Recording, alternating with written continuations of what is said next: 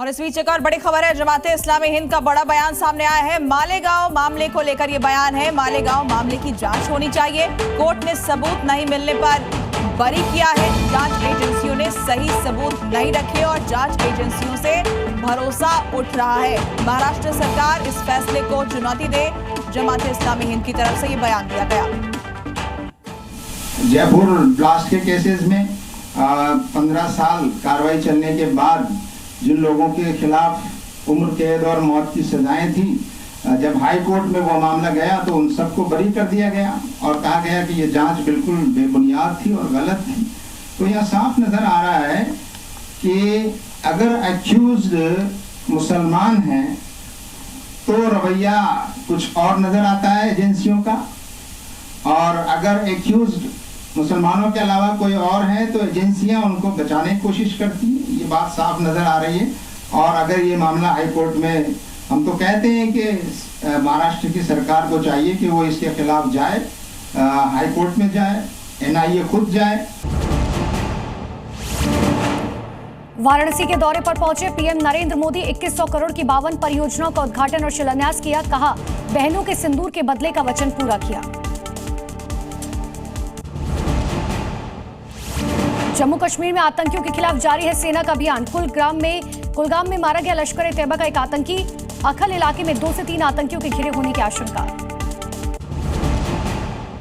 पुणे के यवत इलाके में तनाव को देखते हुए कर्फ्यू के साथ भारी पुलिस बल की तैनाती। शिवाजी पर विवादित पोस्ट के बाद धर्मस्थल पर हुई थी पत्थरबाजी। सीएम बोले, कुछ लोग जानबूझकर करते हैं ऐसे पोस्ट।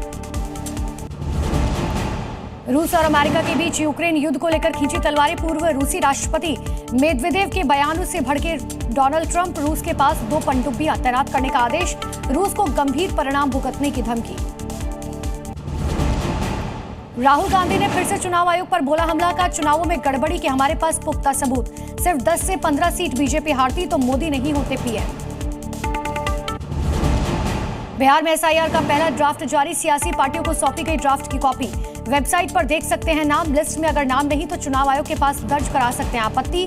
30 सितंबर को आएगी फाइनल वोटर लिस्ट। अजमेर दरगाह इलाके में अवैध निर्माण पर चला प्रशासन का हंटर। 24 घंटे में 200 से अधिक मकान और दुकान खाली करने की हुई थी मुनादी। नोएडा में एक्सप्रेसवे पर प्रशासन की बड़ी कार्रवाई। 30 साल पुराना अवैध निर्माण ध्वस्त किया गया।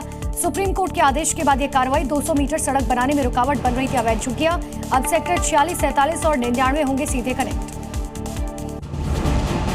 हिमाचल के कुल्लू में बादल फटने से भारी तबाही। मलाणा इलाके में मौजूद कॉपर डैम टूटने से मची अफरा तफरी। पानी में बह गई मशीनें और कई गाड़ियां। कुल्लू में अगले कुछ दिन और भारी बारिश की चेतावनी। प्रशासन की तरफ से लोगों को अलर्ट रहने की अपील। मिलावटखोरों पर सरकार का बड़ा एक्शन। झारखंड के रामगढ़ में पकड़ा गया नकली दूध से भरा हुआ टैंकर।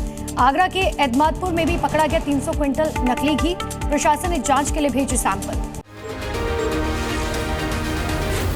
जी न्यूज़।